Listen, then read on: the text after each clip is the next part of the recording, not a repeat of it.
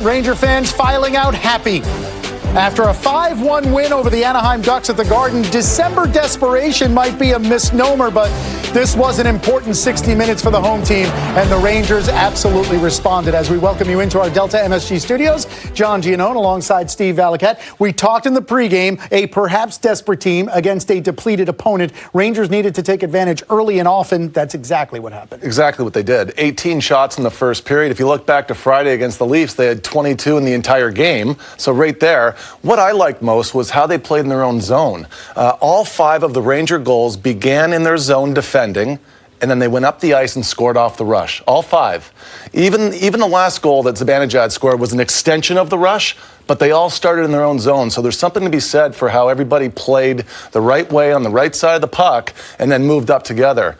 I also like the physicality in this game. I thought they stuck up for one another. And if they saw a wounded opponent, they tenderized the meat early and took advantage. So all in all, it's a really well-executed game. For a Rangers team that we've seen at points this year take an opponent lightly, that wasn't the case at all this afternoon. Or not follow up a good period with another good period. We saw that for 3 periods. 18 shots on goal in the first, more than any of their 105 periods so far this season. They had 41 in the game, and we've never seen the Rangers this year outbalance the shots on goal by that degree, 41-20. It was Kids Day at the Garden, giving the youngest Rangers fans a chance to root for their favorite team, and it was 2 kids that started it for the Rangers. 20-year-old Philip Hedl, 21-year-old Brett Howden, 2 goals by the first 10 minutes of the game. In 91 seconds, it was 2-0. You know, it's amazing when you lose a few games. The Rangers have lost 3 games. Everybody's under the microscope. What have the kids done lately? Has there been enough support? When was the last time Howden scored? It becomes a bit of a headline with the 15 games.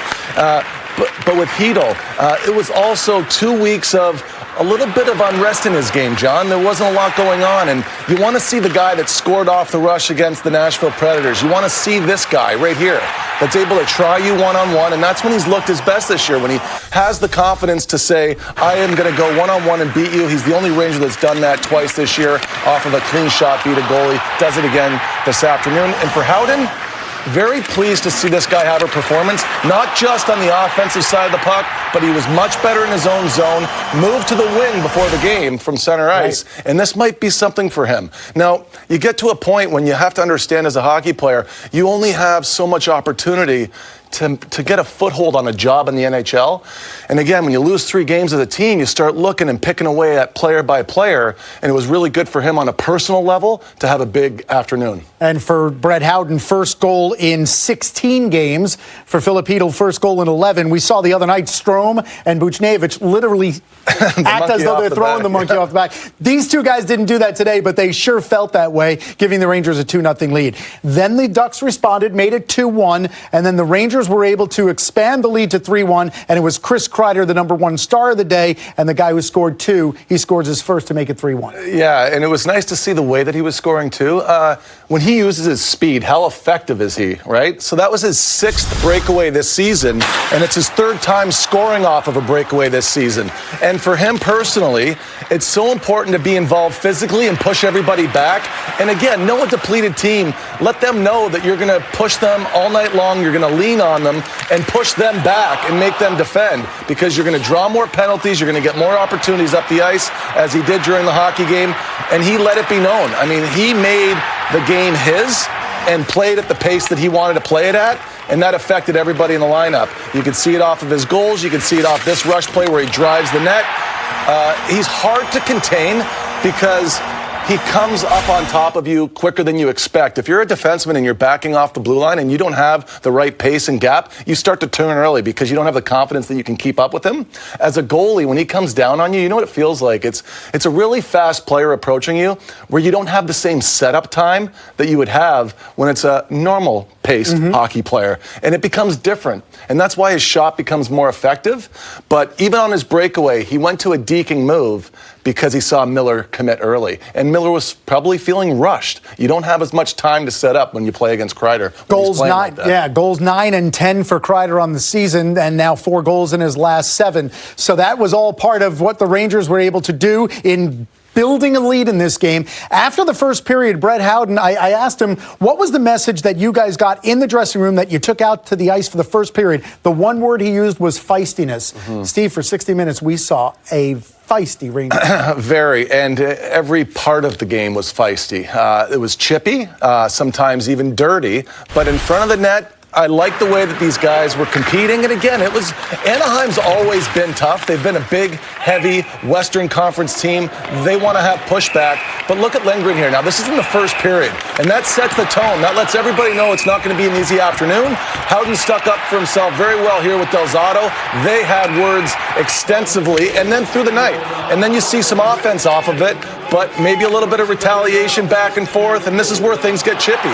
And you wonder how Lemieux's being treated as you see a lot of the back and forth with the referee watching, and I'm wondering where the calls are coming from at times, but we're going to expand on that in a minute. If you watch the way that he is confronted by a player, how there's aggressiveness back and forth, everybody's getting involved. It's nice to see that everybody is backing one another up, but I want to back up for a minute. When I joined the Rangers and I was with the Jaromir Jagr era, I thought that when I joined the Rangers, I was going to see a team that always got the benefit of the doubt because they're an original six team. It's in New York.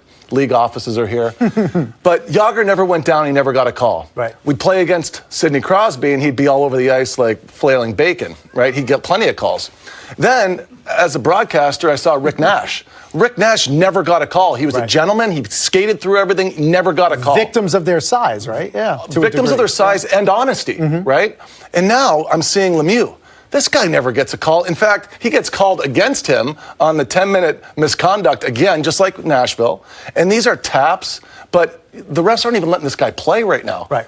But what's happening, Steve, is the reputation is starting to build. He started to get more and more on the referee's radar last season. I know being between the benches, I would watch often where he would be given a very short leash. If he did something in the game's first 5 minutes to try to set a tone, immediately he'd be warned. The refs would go to him during the first commercial timeout and tell him, I'm not going to tolerate that stuff. And that actually takes a bullet out of his holster. That's part of his game. And I think what we saw in the reason why he gets a 10-minute misconduct at the 20-minute mark is because he throws a little elbow just as the horn is sounding, then he throws a punch during a scrum. Most other players in the league might get away with that. Maybe they get 2 for roughing. But what I noticed being between the benches is that there are certain guys in the league for whom the referees do not allow that to expand. That's them trying to control the game. But Brendan Lemieux has already garnered that kind of a reputation, and it does detract from one of the things he does really well, which is crawl under the other team's skin. Listen, you have to have that. My first game in the NHL, right, I was playing against Ray Ferraro, okay? I admired him growing up. Had his hockey card, knew who he was.